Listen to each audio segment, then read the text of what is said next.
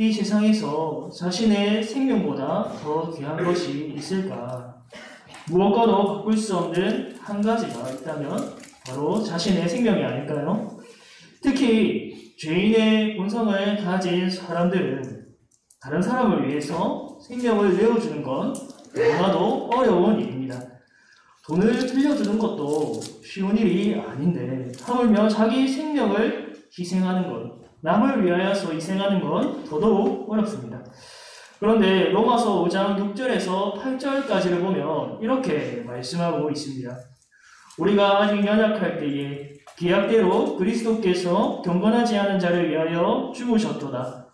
의인을 위하여 죽는 자가 쉽지 않고 선인을 위하여 용감히 죽는 자가 혹 있거니와 우리가 아직 죄인 되었을 때에 그리스도께서 우리를 위하여 죽으심으로 하나님께서 우리에 대한 자기의 사랑을 확증하셨느니라. 아멘.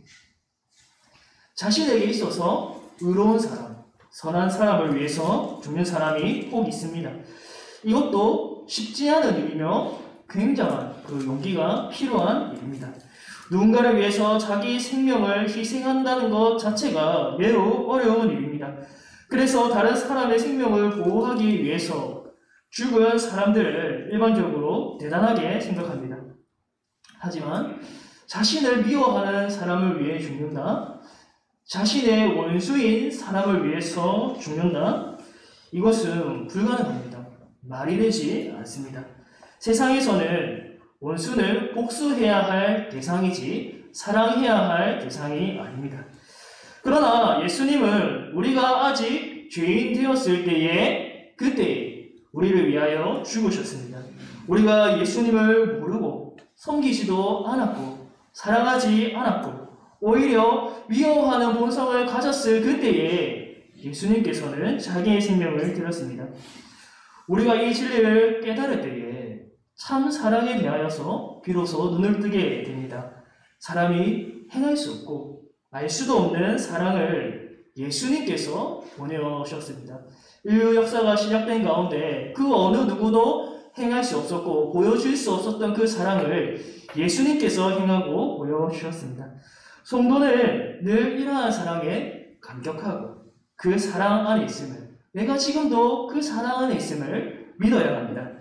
왜냐하면 그 사랑으로 믿음으로 살 수 있기 때문입니다. 우리의 본성으로 믿음으로 살고 순종하는 것이 아니라 내가 비로소 그 사랑을 깨닫고 충만할 때에 그것을 원동력 삼아서 믿음으로 살아갈 수 있기 때문입니다. 오늘 본문에서는 예수님께서 자신의 죽으심에 관하여 알려주십니다. 자신의 죽음이 그저 한 사람이 죽고 없어지는 사건이 아니라 얼마나 의미 있고 유익한 일인지 알게 하여 주십니다. 먼저 오늘 본문을 통해 알 수 있는 첫 번째 요점은 이것입니다. 예수님께서는 많은 열매를 맺는 하나의 밀이십니다. 우리 다 같이 한번 따라해 볼까요? 예수님께서는 많은 열매를 맺는 하나의 밀이십니다. 예수님이 예루살렘에 계실 때에 헬라인 몇이 찾아왔다고 합니다. 이들은 명절에 예배하러 예루살렘에 올라온 사람들이었습니다. 그들이 비록 헬라인이지만 이교도가 아니라 하나님을 경외하는 이방인이었습니다. 이들이 빌립에게 예수님을 뵙게 해달라고 요청했습니다. 빌립의 출신이 벳세다는 이 갈릴리 북쪽에 위치해 있는데 그 이방 땅의 경계에 인접해 있었습니다. 그래서 아마 거기에 있는 헬라인들이 빌립을 알아보고 요청했을 것으로 보입니다.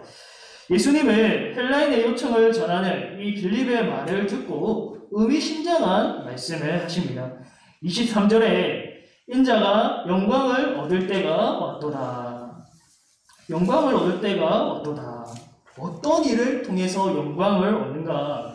24절에 이렇게 말씀하십니다. 우리 24절 말씀 함께 읽어보겠습니다. 시작. 내가 진실로 진실로 너희에게 이르노니 한 알의 밀이 땅에 떨어져 죽지 아니하면 한 알 그대로 있고 죽으면 많은 열매를 맺느니라. 아멘. 예수님은 자신의 죽음을 어디에 비유하십니까? 하늘의 밀에 비유하십니다. 하늘의 밀이 땅에 떨어지면 죽어서 사라지는 것처럼 보입니다. 그러나 결국 이후에 이 죽어진 하늘의 밀을 통하여서 풍성한 열매를 맺게 됩니다. 땅에 떨어진 것은 하나였지만 이전보다 더 많은 열매를 맺게 됩니다. 이처럼 예수님께서도 자신의 죽음이 헛된 죽음이 아니라 그냥 지나가는 죽음이 아니라 그 열매들을 맺기 위한 것임을 알려주시는 것입니다. 죽음으로 영광을 얻을 수 있는 것은 바로 이 열매가 있기 때문입니다. 그의 죽으심으로 인해서 많은 사람이 죄의 사함과 영생을 받고 하나님 아버지의 자녀가 되는 권세를 누리게 됩니다. 누구든지 구원을 받기 위해서는 예수님의 죽으심을 나를 위한 죽음으로 고백할 수 있어야 합니다. 예수님의 죽으심은 그냥 단순히 한 의인의 죽음이 아닙니다. 한 억울한 사람의 죽음이 아닙니다. 아무런 의미 없는 헛된 희생이 아닙니다. 나와 저와 여러분을 향한 죽으심이요, 우리가 그분의 죽으심으로 맺는 풍성한 열매 가운데 하나입니다. 그의 죽으심으로 얻은 결과가 바로 이 교회요, 여러분 한 사람 한 사람입니다.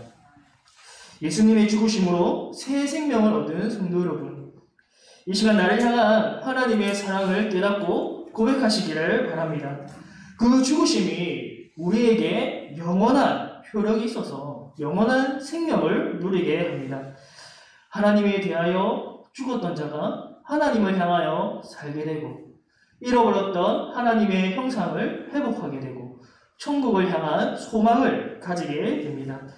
예수님 외에 나를 살리시는 분이 없음을 고백할 수 있기를 바랍니다. 그리하여서 그분께 찬양과 경배를 드리시기를 바랍니다.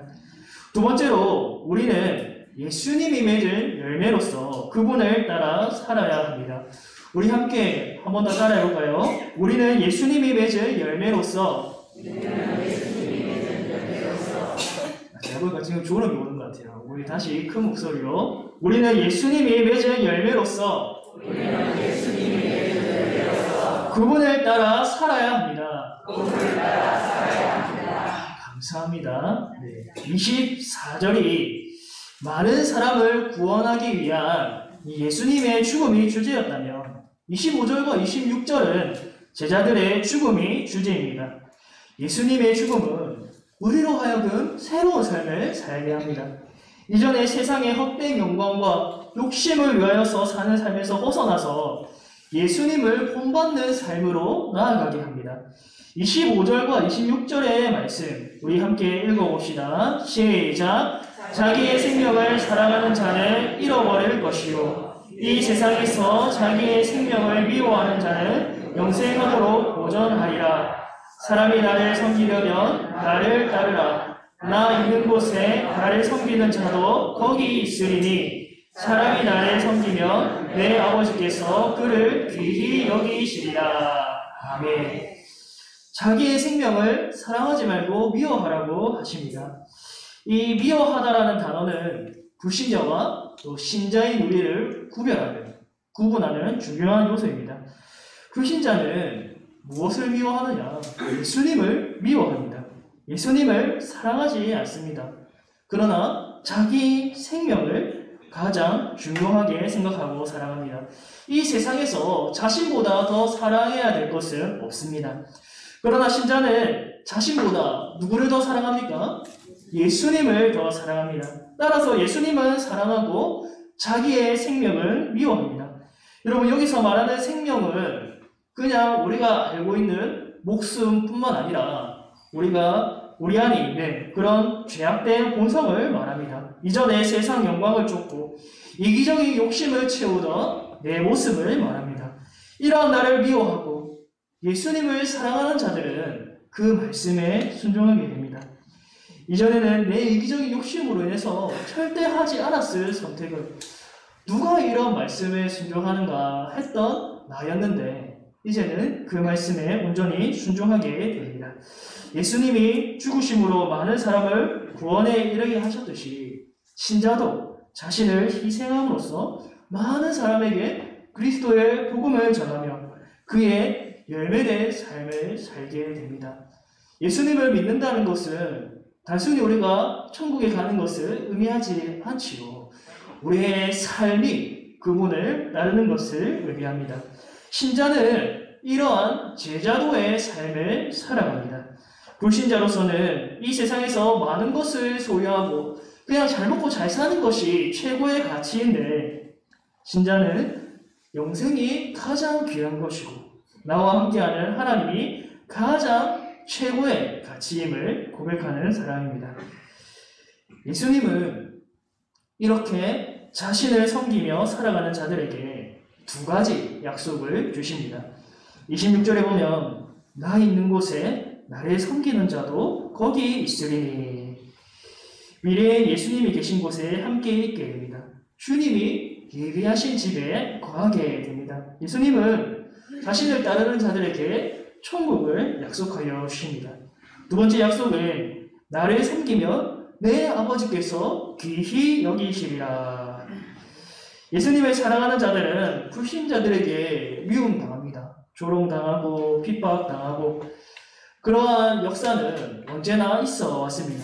그러나 하나님 아버지로부터는 매우 귀한 자녀로 되어왔습니다. 비록 이 땅에서 핍박받고 조롱당하고 구워진 풍파를 맞을지라도 하나님이 함께 하시고 친히 인도해 주십니다. 불신자들은 결국 하나님의 진노를 자신이 감당하게 될 것이고, 신자들은 그리스도 안에서 그분의 크신 팔에 안기게 될 것입니다. 성도 여러분, 이 두 가지 약속을 붙들고 자신보다 예수님을 더 사랑할 수 있기를 바랍니다.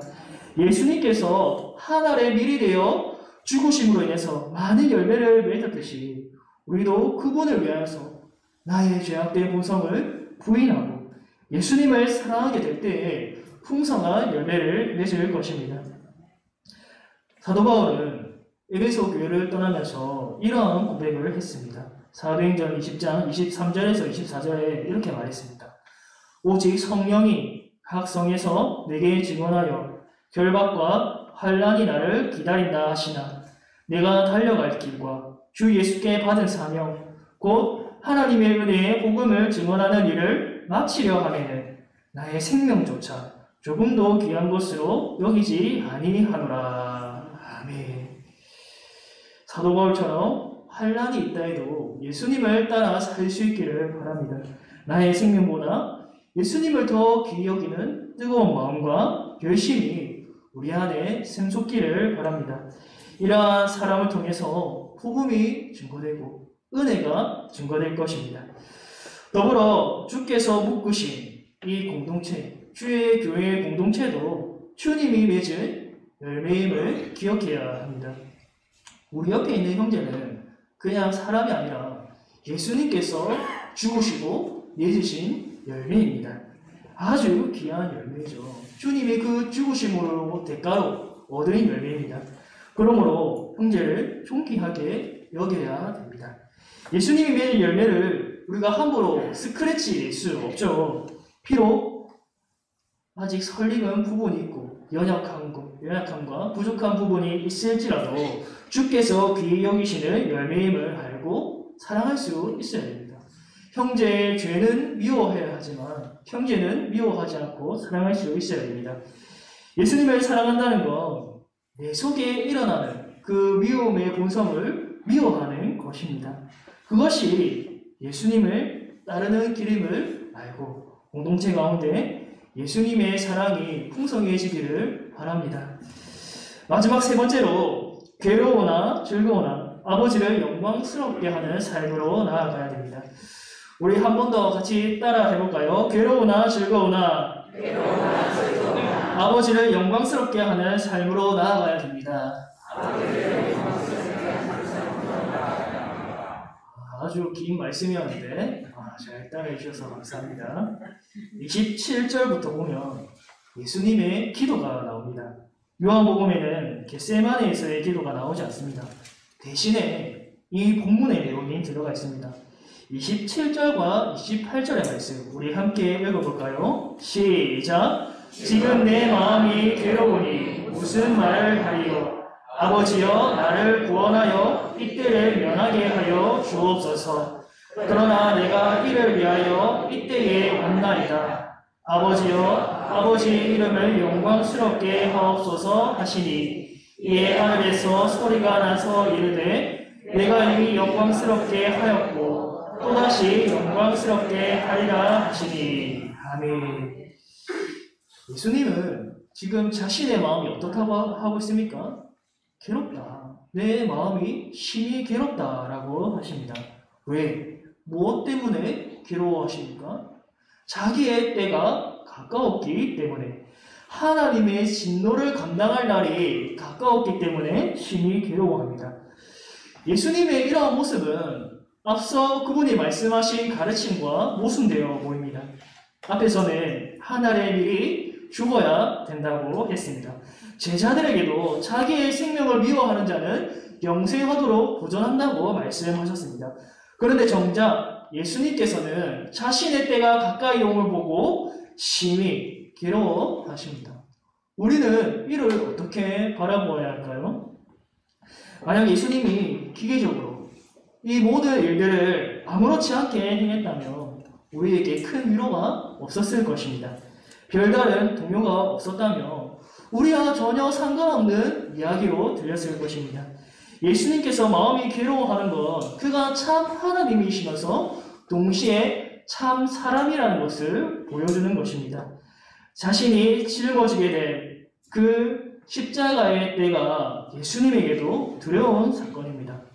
그럼에도 불구하고 하나님께 이를 면하게 해달라고 기도한 것이 목적이 아니었습니다. 그러나 내가 이를 위하여 이때에 왔나이다. 자신이 이 땅에 온 목적은 내가 왕으로서 군림하고 또 섬김을 받으려 하는 것이 아니라 도리어 우리를 섬기고 대속물로 주기 위함입니다. 예수님은 자신의 삶의 목적을 알고 있었습니다. 자신이 미랄 하나가 되어 땅에 떨어져서 많은 열매를 맺는 것이 이 땅에 오실 목적이었습니다. 그리고 이것이 하나님 아버지의 뜻임을 알았습니다. 비록 자신이 하나님의 진노의 잔을 마시기가 심히 괴로우나 아버지의 뜻을 받들기로 결단하고 계십니다. 28절에는 이렇게 기도하십니다. 아버지여, 아버지의 이름을 영광스럽게 하옵소서. 예수님은 이렇게 결단하고 더 이상 그 뜻을 돌이키지 않기로 하셨습니다. 자신의 생명보다 아버지를 더 사랑하여서 그 뜻을 받들었습니다. 자기의 생명보다 우리의 생명을 더 귀하게 보시고 기꺼이 하늘의 밀이 되어 주셨습니다. 28절에 보면 소리가 들리기를 아버지께서 이렇게 응답하여 주셨습니다. 내가 이미 영광스럽게 하였고 또다시 영광스럽게 하리라. 예수님이 이 땅에 오신 그 사건, 성육신과 또 이 땅에서의 그 사역과 전 생애는 하나님의 영광이 되었습니다. 하나님의 영광을 드러냈습니다. 이제 하나님께서는 그의 죽으심, 더 나아가서 부활과 승천을 통하여서 또 내가 너를 영광스럽게 할 것이다 라고 제자들이 듣는 가운데 말씀하셨습니다. 그의 죽으심은 목숨을 잃어버리는 것이 아닙니다. 예수님은 생명을 잃는 것을 두려워하기보다 십자가에서 하나님의 저주를 받는 것을 두려워하였습니다. 32절에 예수님이 말씀하시기를 내가 땅에서 들리면 모든 사람을 내게로 이끌겠노라고 말씀하십니다. 십자가를 지는 건 자기 양을 대신해서 저주받는 일입니다. 우리의 그 심각한 죄, 우리가 해결할 수 없는 죄가 십자가에 달리신 예수님에게 전가되어서 하나님의 무시무시한 저주를 받는 사건이 바로 십자가의 죽으심입니다. 그럼에도 예수님께서 그 자리에 담대하게 나아가는 이유는 그것이 우리를 사랑하시는 아버지의 뜻이기 때문이고 그 길만이 죄의 권세 아래에 놓인 우리의 비참한 영혼을 구원하는 방법이기 때문입니다. 사랑하는 성도 여러분, 예수님께서는 이 땅에서 괴로우나 즐거우나 아버지를 영광스럽게 하셨습니다. 그의 전 생애가 아버지의 뜻 자체였고 아버지께 영광이었습니다. 그의 죽으심에서 하나님 아버지가 영광 받으시는 것은 그 십자가에서 하나님의 은혜가, 하나님의 성품이 가장 잘 드러났기 때문입니다. 하나님의 그 무한하신 사랑, 그리고 하나님의 그 무한하신 공의와 거룩이 그 십자가에서 온전히 나타났습니다. 예수님의 죽으심을 통하여서 우리는 살았습니다. 그분의 희생으로 인해서 우리가 새 생명을 얻었습니다.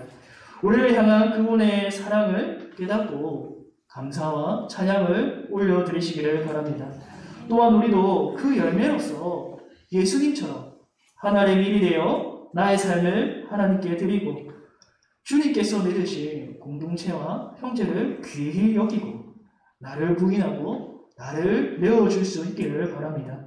복음을 전하고 그분의 사랑을 증거하는 삶이 어렵고 잘 안 될지라도 예수님과 같이 결단하고 돌이키는 역사가 이 시간에 있기를 바랍니다. 그리하여 저와 여러분의 생애가 하나님의 일이 되어 아버지를 영화롭게 하는 의미 있고 복된 삶이 되기를 주님의 이름으로 축복합니다. 사랑의 하나님 아버지, 오늘도 우리를 그 사랑으로 붙드시고 신실하게 인도하여 주신 것 감사를 드립니다.